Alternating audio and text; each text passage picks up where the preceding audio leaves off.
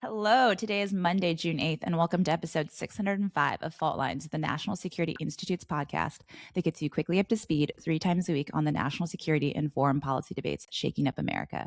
I'm NSI Senior Fellow Jessica Jones, and I'm joined today by founder and executive director Jamil Jaffer and our favorite senior fellow, John Lipsey, one of the OG senior fellows, if there ever was one. Okay, folks, we are nearing the 100-day mark of the U.S. Iran conflict with really no clear end in sight. But some new developments over the weekend. Over this weekend, Iran launched a direct attack on Israel following Israeli strikes in Lebanon. All of this, of course, occurs in the middle of a ceasefire. When I first wrote the script, which was last night, one of the questions was whether Israel would strike back. We actually know the answer to that already. Late our time last night, Israel struck back within Iran, striking military targets. For his part, President Trump yesterday said publicly that he would talk to Prime Minister Bibi Netanyahu and tell him not to retaliate, and that Israel had already conducted strike. But of course, Israel did strike back. And today, Trump said that he wants everyone basically to chill out. Everyone stop what they're doing. The tit for tat has happened. Just end it all.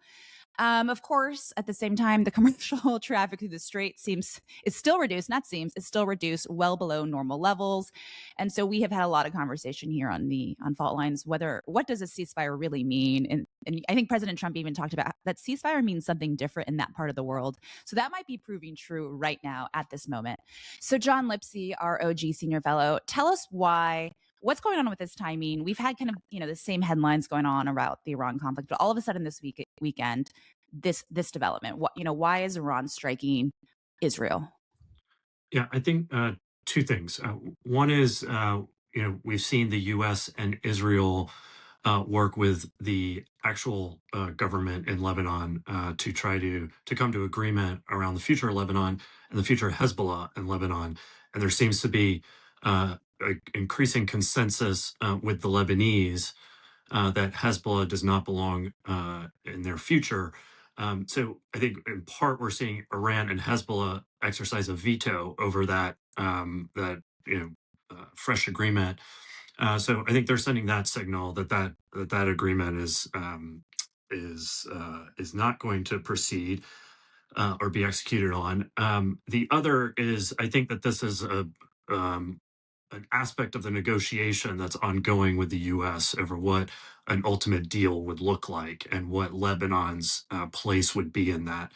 And so Iran is seeking to push Israel out of Lebanon as part of that sort of final deal. Israel is trying to maintain its freedom of operation, particularly in southern Lebanon, should a deal come together. I don't think any of these parties are actually all that optimistic about a deal coming together, except maybe President Trump, who knows. But I think, nevertheless, it's still important that they try to shape what that, who has leverage in that negotiation as it is ongoing. Obviously, clearly, President, as you mentioned, has multiple times over the last 24 hours sought to tamp down these exchanges and bring keep the ceasefire in place. He seems to feel like a deal is truly in the works. I think, he may be. I would say that that's more likely. I could see a deal around the strait coming together, that's the shape of the deal has been a negotiation, sort of two-part. Well, the first part being an agreement to lift the strait and then enter negotiations over the nuclear deal effectively. I think that is potentially still on the table because of how much Iran is hurting from the U.S. blockade. We've seen more aggressive rhetoric out of them recently, saying that they would take military action to try to get the U.S. to remove the blockade. So I do think that is possible, and I suspect that is what the president is most focused on and trying to achieve here. Okay, Jamil. So everything Lipsey said seems very rational and makes sense. So throw a wrench in that. What what can you make of this situation? So enter Jamil. Yeah, enter Jamil. I want some spin up. Come on. So my goal is to be the irrational one in this conversation. I think I actually think that John is exactly right. I think the problem here is that we've created this ceasefire out of whole cloth, right? President Trump agreed to stop attacking Iran if they reopen the strait. He agreed that Israel, well, initially it wasn't in there, but Israel came on board and said we won't attack Lebanon as long as Hezbollah doesn't present a threat to us, doesn't come after us. And the strait is reopened. Well, of course, the main part of the deal on the Iranian side hasn't happened. They haven't opened the strait. So why we are in this sham of a ceasefire, I don't understand, right? It's a total joke. We are doing everything, and the Iranians are doing nothing. And so it's no surprise Israel's annoyed by this. They're annoyed by the fact that missiles keep coming on the border from Hezbollah. Iran has made it clear that Hezbollah, as we've always known, is an Iranian proxy, because they basically said an attack on Hezbollah by Israel is an attack on Iran, and we're going to retaliate, which they have done now, and then Israel's responded in kind. And so none of this is surprising. If anybody attacks Israel, Israel's going to hit back, and they're not going to always listen to the United States when the president says don't do it, because at some point they're going to get tired of it. And what they're probably really tired of is the Donald Trump negotiating methodology, which is we give, and the Iranians do nothing. Oh, wait. We've seen this play before. It's the Barack Obama, Joe Biden negotiating strategy with Iran. Donald Trump seems to think he's got a different negotiating strategy, but he's got the same one. Give away everything to Iran, don't force them to do anything, and be surprised when they hold the line on that position. This is straight out of the Joe Biden, Barack Obama playbook.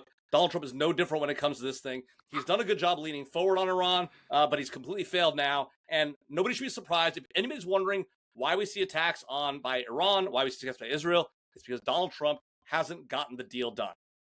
But I am wondering the difference between, John's just laughing. Former President Joe Biden, President Trump, clearly, in addition to testing kind of the boundaries of this ceasefire, I'll put in air quotes, Iran's finding out a lot about President Trump with what he does next, right? To everything we've agreed here, President Trump is trying to tamp down, de-escalate the situation, continue moving forward on a deal.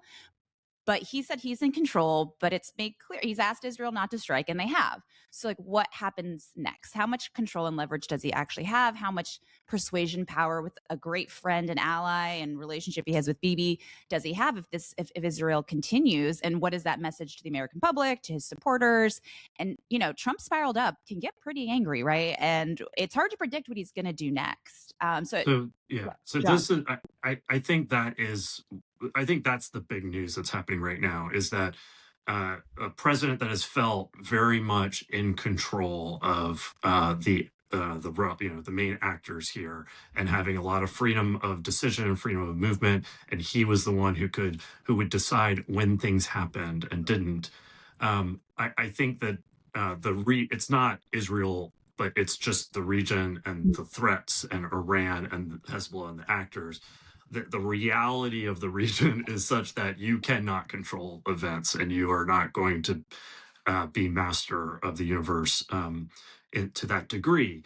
And so I do think that reality is starting to show itself, and it will be interesting how the president reacts to that. I don't think it's I don't think anything fundamentally has shifted in the U.S.-Israel relationship, but I do think that Iran sees that as a something that they can push on and try to drive a wedge. And given Israel's standing politically in the U.S. and the limb the president is out on in supporting Israel, and this, the president wants a deal, but Israel has to deal with actual threats and defend itself. That is a wedge that I think Iran is increasingly going to try to drive between the U.S. and Israel. And that gets them on better ground from their perspective to be fighting on that front rather than on even Hormuz or over the nuclear program, or fighting their lobbying attacks at energy infrastructure back and forth. So Jess, I agree with John that this isn't fundamentally changing the U.S.-Israel relationship, and that Israel's going to do what it's going to do. But I do think that what the problem here is that the U.S. could control the situation. The U.S. had a lot of control of the situation. When we were bombing Iran, we were taking significant action. The president looked strong. He looked resolute. He looked committed to the fight. The problem was the second Iran closed the strait and oil prices would go up, the president started to panic.